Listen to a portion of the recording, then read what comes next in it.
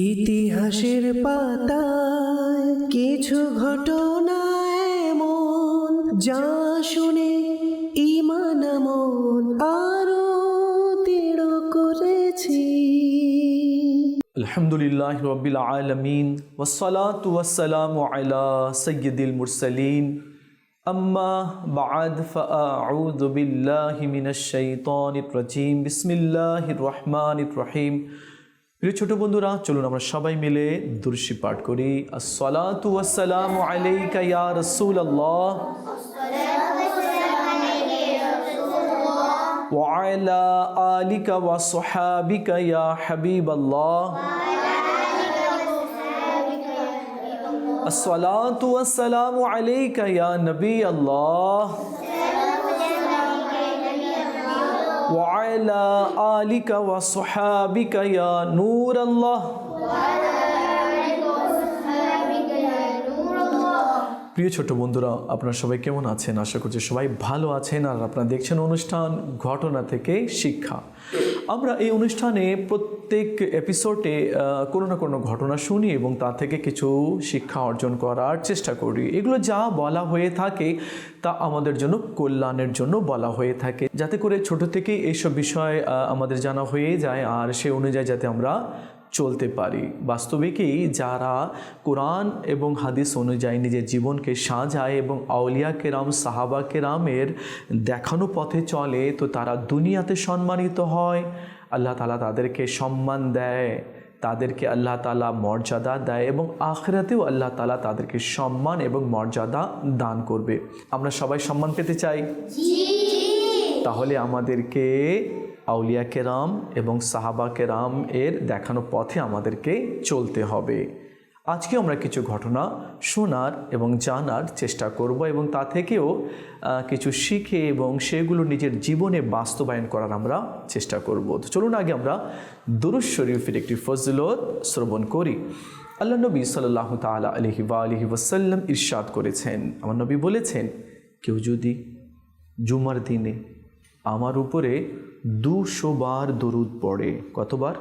200 বার জুমার দিনে, তাহলে আল্লাহ তাআলা তার 200 বছরের গুনাহকে ক্ষমা করে দিবেন। সুবহানাল্লাহ। তো আমরাও যদি চাই কি আমাদের জীবনে বরকত আসুক, রহমত আসুক, আমরা সাকসেস হই, হ্যাঁ, আল্লাহ আমাকে সম্মান যাতে দান করে, তাহলে আমাদেরকে চলতে ফিরতে উঠতে বসতে অধিক হারে দুরূদ শরীফ পাঠ করতে হবে। তো চলুন আমরা নিয়ত করি, এখন থেকে আমরা অধিক হারে দুরূদ শরীফ পাঠ করব। সাল্লু আলাল হাবিব সাল্লাল্লাহু তাআলা আলা মুহাম্মদ সাল্লাল্লাহু আলাইহি ওয়াসাল্লাম।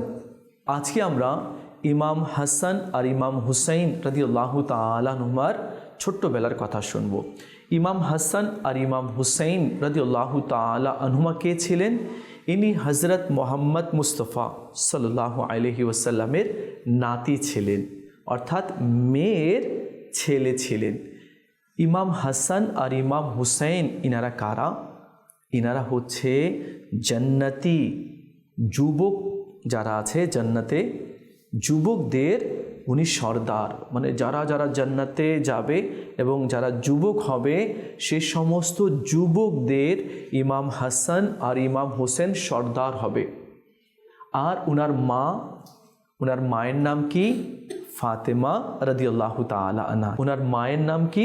ফাতেমা রাদিয়াল্লাহু তাআলা আনহা। ফাতেমা রাদিয়াল্লাহু তাআলা আনহা ইনি হচ্ছেন জান্নাতি মহিলাদের সর্দার। বলুন, জান্নাতি,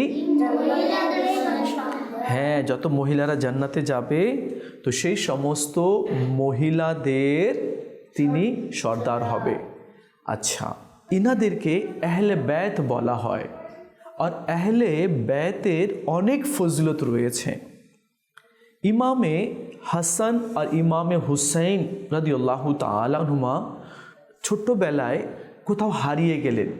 আমার নবী সাল্লাল্লাহু আলাইহি ওয়াসাল্লাম যখন ফাতেমা রাদিয়াল্লাহু তাআলা আনহার বাড়িতে গেলেন, তো খাতুনে জান্নাত ফাতেমা রাদিয়াল্লাহু তাআলা আনহা কান্না করছিলেন।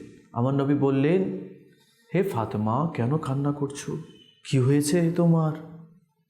তো বলল, বাবা আমার 2 সন্তান হারিয়ে গিয়েছে, সকাল থেকে পাওয়া যাচ্ছে না, জানি না কোথায় চলে গিয়েছে। তো আমার নবী সাল্লাল্লাহু আলাইহি সাল্লাম কিছু সাহাবীকে বললেন কি আমার 2টি ছেলেকে তোমরা খুঁজে আনো। তো সাহাবারা খুঁজতে বের হয়ে গেলেন। আমার নবী সাল্লাল্লাহু আলাইহি সাল্লামও খোঁজার জন্য বাইরে বের হলেন।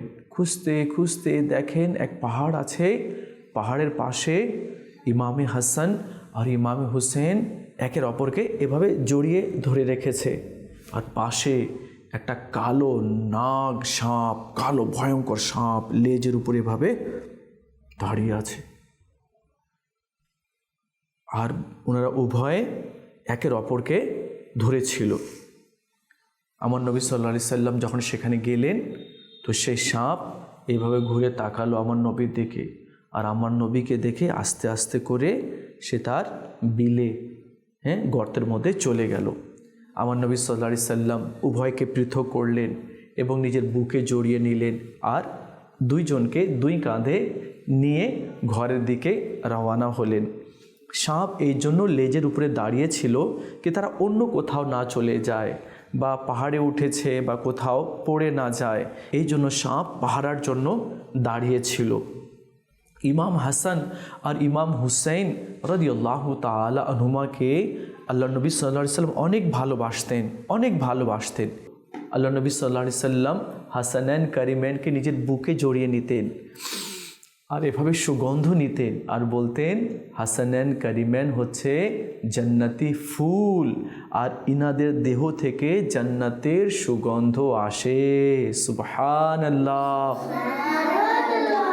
তো আহলে বাইত যারা আছেন হাসানান কারিমান, ইনারা ছোট্ট থেকে নেক ছিলেন, পরহেজগার ছিলেন, দুষ্টামি করতেন না। আল্লাহ নবী সাল্লাল্লাহু তাআলা আলাইহি ওয়াসাল্লাম বলতেন, হাসানান কারিমান হচ্ছে জান্নাতি যুবকদের সর্দার। চলো আমরা এবার আরেকটি ঘটনা শুনি। ইমামে হুসাইন যখন একটু বড় হলেন, তো নামাজের জন্য দাঁড়িয়েছিলেন, নামাজ পড়ছিলেন। এমন সময় এক ভিক্ষুক আসলো, ফকির কিছু পাঠ করলো, আরবি ছন্দ। এর মানে হচ্ছে কি আমি এমন ঘরে এসেছি, এই ঘর থেকে কেউ খালি হাতে ফিরে যায় না। এই ঘর হচ্ছে দানবীরদের ঘর, এই ঘরে যারাই আসে কেউ খালি হাতে যায় না, তারা কিছু না কিছু দান করে। তো ইমামে হুসাইন রাদিয়াল্লাহু তাআলা আনহু নামাজই পড়ছিলেন। যখন নামাজ শেষ করলেন, তো দেখলেন ওই ভিক্ষুকের পরনে কাপড় ভালো ছিল না, ছেঁড়া ছিল, তালি লাগানো ছিল, চেহারা কেমন ছিল, মানে ক্ষুধার কারণে চেহারাটা একেবারে মলিন হয়ে গিয়েছিল।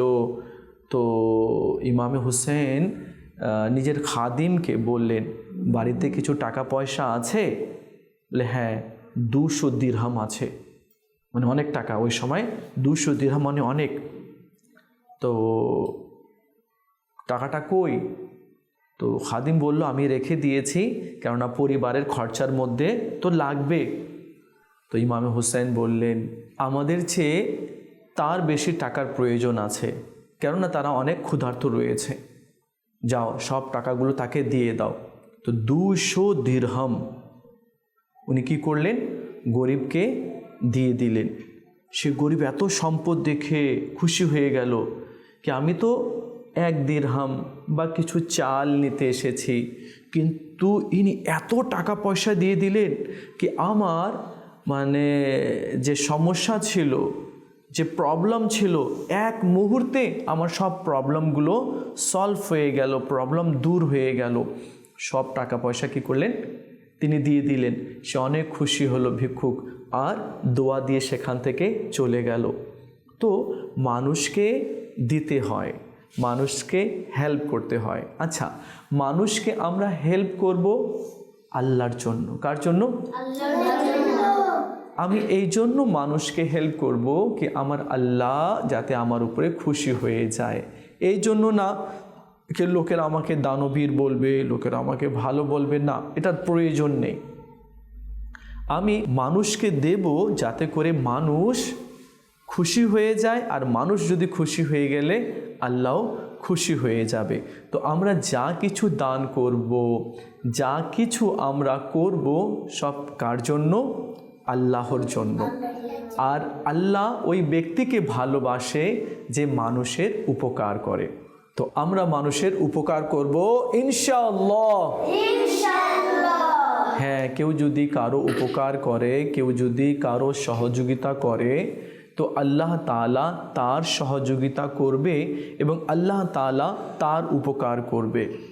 চলো এবার আমরা ইমামে হুসাইন রাদিয়াল্লাহু তাআলা আনহুর একটি কারামত শুনি। কারামত সেই বিষয়কে বলা হয় যেটা চোখ দিয়ে দেখা যায় না, যেটা হাত দিয়ে স্পর্শ করা যায় না, যেটা কল্পনাও আসে না, আর যেটা নাক দিয়েও সুগন্ধি নেওয়া যায় না। কারামত এই বিষয়কে বলে। ইমাম হুসাইন রাদিয়াল্লাহু তাআলা আনহু একবার কোথাও যাচ্ছিলেন, তো পথে এক ব্যক্তি চলে আসলো আর বলল কি, হুসাইন আমাদের ঘরে একটু চলুন, কেননা আমার ঘরে যে কুয়া আছে সেই পানিটা অনেক পানছে, মিষ্টি পানি না, আর পানিও কম উঠে আমার কুয়াতে। তো আপনি একটু চলুন আর একটু দোয়া করে দিন। তো ইমামে হুসাইন রাদিয়াল্লাহু তাআলা আনহু বললেন চলো যাই। বাড়িতে পৌঁছলেন তো দেখলেন সত্যি কুয়ার মধ্যে একটু পানি আছে। অনেক কুয়ার মধ্যে তো অনেক পানি থাকে ভরা, কিন্তু ওনার পানি কম আর পানিটাও পানসে। তিনি সাধ করলেন কি একটু পানি নিয়ে আসো। তিনি পানি এনে দিলেন। ইমাম হুসাইন রাদিয়াল্লাহু তাআলা আনহু হাত ধুলেন আর সেখান থেকে কিছু পানি পান করে আবার কুলি করে দিলেন আর বললেন যাও এই পানিগুলো আবার কুয়ার মধ্যে ঢেলে দাও। যখনই কুয়ার মধ্যে পানিগুলো ঢেলে দিল, পানি ঢালার সাথে সাথে একটু পানি ছিল, কম পানি ছিল। যখনই পানি ঢালা হলো সঙ্গে সঙ্গে নিচে থেকে এত পানি হলো কি পানি উপরে চলে আসলো আর পানিটা মিষ্টি হয়ে গেল। ঘরের লোক অনেক খুশি হয়ে গেল কি বাস্তবে কি ইমামে হুসাইন রাদিয়াল্লাহু তাআলা আনহুর অনেক কারামত রয়েছে আর তাকে আল্লাহ তাআলা নিজের বন্ধু বানিয়েছে। ইমাম হুসেন যা বলেন আল্লাহ তাআলা তা কবুল করে নেন। আর আজ আমাদের এত বড় উপকার হয়ে গেল। আর সেই ব্যক্তি ইমামে হুসাইনকে দোয়া দিয়ে বিদায় দিলেন। তো প্রিয় ছোট্ট বন্ধুরা, ইমামে হাসান আর ইমামে হুসাইন রাদিয়াল্লাহু তাআলা আনহুমা ইনারা উভয় জান্নাতি যুবকদের সর্দার। আর ইমামে হুসাইন রাদিয়াল্লাহু তাআলা আনহু তো কারবালার ময়দানে ইসলামকে জীবিত করেছেন। কেননা ইমামে হুসাইন রাদিয়াল্লাহু তাআলা আনহু যদি কারবালার ময়দানে কুরবানি না দিতেন তাহলে হয়তো এই ইসলাম আমাদের মাঝে আসতো না। ইমামে হুসাইন রাদিয়াল্লাহু তাআলা আনহু ইসলামকে জীবিত করেছেন নিজেকে উৎসর্গ করে। তো অনেক অনুগ্রহ রয়েছে তার আমাদের প্রতি। আমাদের উচিত হবে আমরাও কখনো মিথ্যা বলবো না। ইমামে হুসাইন রাদিয়াল্লাহু তাআলা আনহু অনেকবার হজ করেছেন, হাজার হাজার রেকাত নফল নামাজ পড়তেন, দিনে রোজা রাখতেন আর কোরআনে পাকের তেলাওয়াত করতেন। ইমামে হাসান আর ইমামে হুসাইন রাদিয়াল্লাহু তাআলা আনহুমা উভয়ে ইসলামের অনেক খিদমত করেছেন। একবার ইমামে হাসানে মুজতবা রাদিয়াল্লাহু তাআলা আনহু বাড়িতে ছিলেন। তো ওনার ওয়াইফ রাদিয়াল্লাহু তাআলা আনহা কিছু ভালো ভালো জিনিস রান্না করলেন। তো ওনার ওয়াইফ বললেন যে নিজের বন্ধুদেরকে ডেকে আনুন, আমি ভালো ভালো কিছু রান্না করেছি, তারা খাবে। আর আমি আতর নিজের হাত দিয়ে তৈরি করেছি আপনার জন্য, এটা আমি আপনাকে উপহার দেব। তো ইমামে হাসান রাদিয়াল্লাহু তাআলা আনহু উনি বড় ছিলেন। তো উনি বাইরে গেলেন, তো যত মিসকিন গরিব ছিল সবাইকে ডেকে আনলেন, বাড়িতে দাওয়াত খাওয়াবেন। তো ওনার ওয়াইফ বললেন আমি তো ভেবেছিলাম আপনার বন্ধুরা তারা বড় লোক, তারা সম্পদশালী, কিন্তু আপনার বন্ধু তো সব গরিব মিসকিন। বলে হ্যাঁ, এরাই আমার বন্ধু। তো যাই হোক, তাদেরকে খাবার খাওয়িয়ে দেওয়া হলো। এরপর ইমামে হাসান রাদিয়াল্লাহু তাআলা আনহু তাদেরকে নতুন নতুন কাপড় গিফট করলেন। আর যে আতর ওনার ওয়াইফ বানিয়েছিল, তো তিনি কি করলেন, নিজের জন্য না রেখে তা নিজের গরিব বন্ধুদেরকে দান করে দিলেন। তো তারা নিজেদের জন্য কোনো কিছু সঞ্চয় করে রাখতেন না, তারা মানুষকে সব সময় হেল্প করতেন, মানুষকে গিফট করতেন, মানুষের সহযোগিতা করতেন, মানুষকে খাবার খাওয়াতেন। এটা তাদের একটা আমল ছিল, তারা এটাকেই পছন্দ করত। তো অনেক সময় দেখা যায় আমরা কি করি, আমরা শুধু নিজেরটা নিয়ে থাকি, না এটা আমার, আমি দিব না, আমি খাবো, তোমাকে দিব না, যা এখান থেকে, দূরে যা, এই সেই। না, আমি তো খাবোই না, খেলে কোথায় যাবে, পেটে চলে যাবে, শেষ হয়ে যাবে। কিন্তু তাকে দেইনি, সে কত কষ্ট পাবে। সে বলবে দেখো সে আমাকে দেয়ই নেই, সে ভালো না, পচা। তো কেউ যদি কিছু চাইতে আসে তো তাকে দিব, আর যদি কোনো বন্ধু থাকে তো তাকেও কিছু শেয়ার করব, না এতটুকু টেস্ট করে দেখো কেমন আছে, তাকেও শেয়ার করব। তো সে যদি খায় তো তার মন খুশি হবে, আর যদি কারো মন খুশি হয়ে যায় তো আল্লাহ তাআলা তার উপরে খুশি হয়ে যাবে। তো আমরা চাই কি না আল্লাহ আমার উপরে খুশি হোক, চাই না? তো আমরা কখনো কারোর সাথে ঝগড়া করব না, একের অপরের সাথে মিলেমিশে থাকবো, ভালো ভালো কথা বলবো, কাউকে পচা বলবো না, এই তুই পচা, তোর দাঁত নষ্ট, তুই দেখতে কেমন, তোর নামটা কেমন, তুমি পারো না, না এভাবে কাউকে বলা যাবে না, কাউকে অপমান করা যাবে না, কাউকে তুচ্ছ মনে করা যাবে না। তো আমরা একের অপরকে ভালোবাসবো। যেমন মনে করো ক্লাসে আমি ভালো পারি পড়তে, কিন্তু সে পারে না, পচা, সে পারে না, না এভাবে বলা যাবে না। হয়তো সে যা পারে আমি তা পারি না, এটাও তো হতে পারে। হয়তো আল্লাহ তাআলা তাকে আরও কিছু গুণ দিয়েছে যেটা আমার মাঝে নেই। তো এই জন্য কাউকে কখনো কোনো সময় তুচ্ছ মনে করতে নেই, কাউকে ছোট্ট মনে করতে নেই। তো ইমামে হাসান আর ইমামে হুসাইন রাদিয়াল্লাহু তাআলা আনহুমার ব্যাপারে আজকে আমরা জানার চেষ্টা করেছি। আল্লাহ তাআলা আমাদেরকেও তাদের দেখানো পথে চলার তৌফিক দান করুক। প্রিয় ছোট্ট বন্ধুরা, আপনারা দেখছেন অনুষ্ঠান ঘটনা থেকে শিক্ষা। আমরা এই ছোট ছোট ঘটনা থেকে কিছু শিখতে পারলাম কি ইমামে হাসান আর ইমামে হুসাইন রাদিয়াল্লাহু তাআলা আনহুমার হেফাজতের জন্য আল্লাহ তাআলা সাপ পাঠিয়ে দিয়েছে, যাতে করে তারা পড়ে না যায়, কোথাও চলে না যায়, তাদেরকে দাঁড় করে রেখেছিল। নাম্বার 2 হচ্ছে কি তারা যা দোয়া করতেন আল্লাহ তাআলা তা দোয়া কবুল করে নিত। নাম্বার 3, তারা গরিব অসহায়দের পাশে দাঁড়াতেন, তাদের হেল্প করতেন। আল্লাহ তাআলা আমাদের সবাইকে বোঝার তৌফিক দান করুক।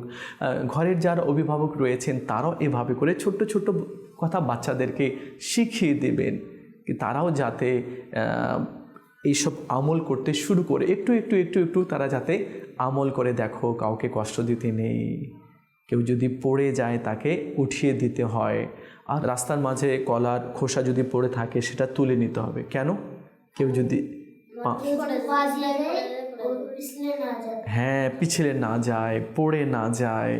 তো এই ছোট্ট ছোট্ট বিষয়গুলো না যারা অভিভাবক রয়েছেন তারা নিজের বাচ্চাদেরকে শেখাবেন, বলতে হবে। এতে কি হবে, তারা যখন বড় হবে তো তারা বলতে বাধ্য হবে কি এগুলো তো আমি আমার মায়ের কাছ থেকে শিখেছি, আমার বাবার কাছ থেকে শিখেছি, সে আমাকে শিখিয়েছে। তো একটা সুন্দর একটা পরিবেশ হবে, আর মা বাবার নামও তারা নেবে, মা বাবাকে তারা স্মরণও করবে। আল্লাহ তাআলা আমাদের সবাইকে বোঝার তৌফিক দান করুক। তো ছোট বন্ধুরা, দেখা হবে আগামী পর্বে, আরেকটি বিষয় নিয়ে আলোচনা করব। ততক্ষণ ভালো থাকুন আর মাদিনী চ্যানেলের সঙ্গেই থাকুন। সাল্লু আলাল হাবিব সাল্লাল্লাহু তাআলা আলা মুহাম্মদ সাল্লাল্লাহু আলাইহি ওয়াসাল্লাম। ইতিহাসের পাতায় কিছু ঘটনা এমন যা শুনে